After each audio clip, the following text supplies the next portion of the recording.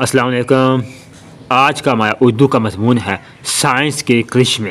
सो हम स्टार्ट करते हैं। अल्लाह ताला ने इंसान को अशरफुल मखलूक़ात बनाया है। अशरफुल मखलूक़ात सब मखलूक में से सबसे आला मखलूक, सबसे ज़हीन मखलूक, सबसे आला। सुनने और बोलने की सलाहियतों के साथ साथ इसे अक़ल व फ़हम और इल्म व फ़ज़ल भी अता किया, यानी बहुत सा अक़ल भी और फ़ज़ल भी इल्म अता किया है।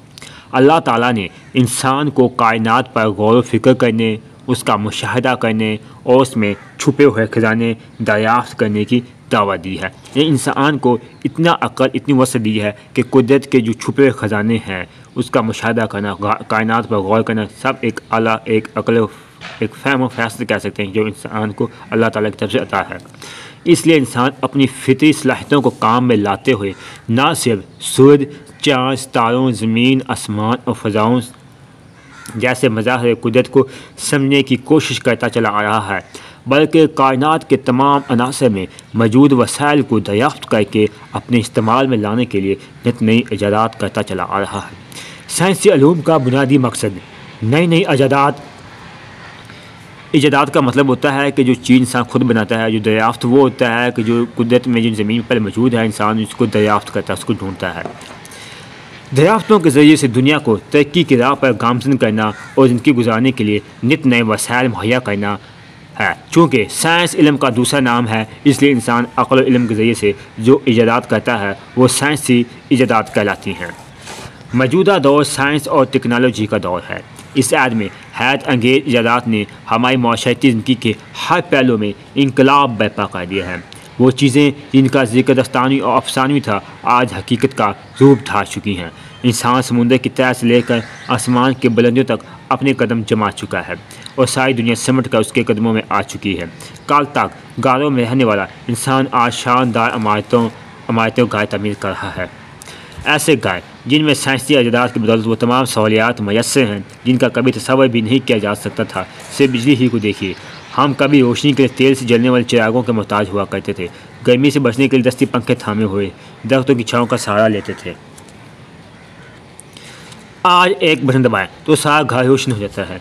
पंखे, एयर कूलर, एयर कंडीशनर अपना काम दिखाने लगते हैं और हम गर्मी की तपश से बेनिहाज हो जाते हैं। खाना पकाने के लिए बिजली और गैस के चूल्हे, खाने पीने की अशिया महफूज करने के लिए रेफ्रिजरेटर और डीप फ्रीज़र, कपड़े धोने और खुश्क करने के लिए वॉशिंग और ड्रायर मशीन, जिन जो कपड़े से पानी निकालने वाली उसको ड्रायर मशीन कहते हैं, कपड़े सीने के लिए सिलाई मशीन और पानी की दस्तावेज़ के लिए मोटर पंप मौजूद हैं। गर्ज हमारे घर साइंसी इजादात से इस तरह सज चुके हैं कि अगर पुराने दौर का कोई शख्स आ जाए तो उससे हमारी दुनिया जन्नत मालूम होने लगे। हमें अपने घरों से बाहर दूसरे शहर या मुल्कों में आने जाना पड़ता है। इस हवाले से ज़राए नक़ल हमल पर नज़र डालें तो नाकाबिल यकीन हद तक इनकलाब नज़र आता है। जदीद टेक्नोलॉजी ने हमारे ज़राए आमदोरफ्त को गोया जादुई बना दिया है। फासले सिमट कर आए गए हैं। सालों के फासले दिनों में और दिनों के फासले घंटों मिनटों में तब्दील हो चुके हैं। मोटरसाइकिल, मोटर कार, गाड़ी, रेलगाड़ी और हवाई जहाज़ जैसी इजादात हमें वो क़ुव्वत अता कर चुकी हैं कि आप फासलों के साथ साथ वक्त को भी महफूज महसूस करते हैं। जदीद साइंसी इजादात से मौसलात के निज़ाम में इन गिन तब्दीलियाँ आई हैं। Radio, television, telephone, mobile phone, fax और इंटरनेट ऐसी इजादात हैं जिनके सबब हम सारी दुनिया को अपने सामने मौजूद पाते हैं। अब यह मुमकिन हो चुका है कि हम किसी भी जगह हज़ारों मील दूर बैठे किसी शख्स को बहर रास्त देख सकते हैं और उससे गुफ्तगू कर सकते हैं। इंटरनेट पर ईमेल के ज़रिए से चंद सेकंडों में हज़ारों किलोमीटर दूर दोस्तों को पैगामात, मज़ामीन, कहानियाँ, सवाक और शार वगैरह भेजे जा सकते हैं। मौजूदा दौर में मोबाइल फ़ोन से भी कंप्यूटर का काम लिया जा रहा है।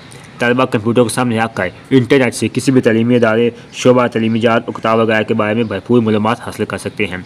इन सहूलियात ने दर्स और तदरीस के निज़ाम को बहुत मौसर इलाज और मुआवजे की मुफ्त मालूमात की फरहमी को आसान और मालूमात आमा तक आदमी के सही को मुमकिन और आसान बना दिया है।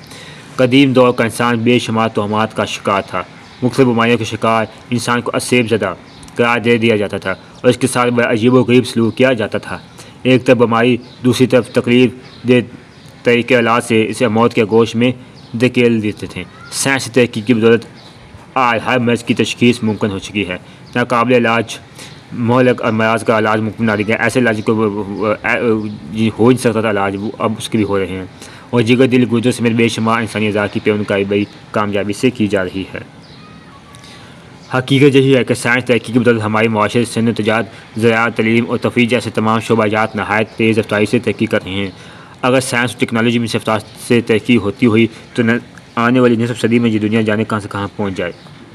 यहाँ तक मुकम्मल हो गया।